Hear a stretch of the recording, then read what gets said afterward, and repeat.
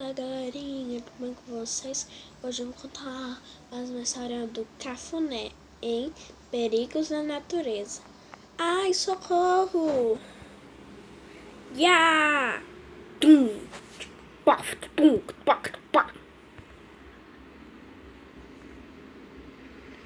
Adora-me? Pronto, amiguinho. Tome mais cuidado com os perigos da natureza. Obrigado. Uau! Candy forte? Quando crescer, eu quero ser igual a ele.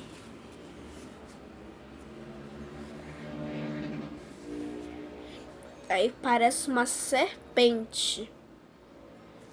Pronta para atacar o Cafuné. E supt! Hehehehe! Socorro! Ya! Pof! Tum!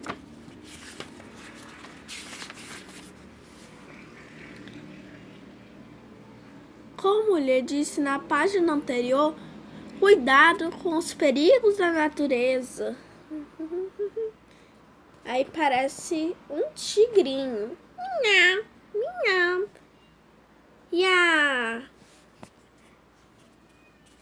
Aí ele faz que nem o índio forte.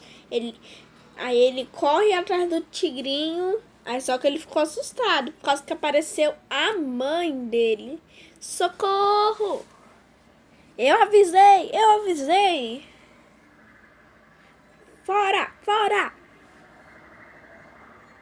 É pra tomar cuidado com os perigos da natureza, certo? Socorro, socorro! Ah, acho que dessa vez fui eu que não tomou cuidado. Fim. E aí, galerinha, espero que vocês tenham gostado do vídeo de hoje. Deixe seu like, se inscreva no canal, ative o sininho e bye bye!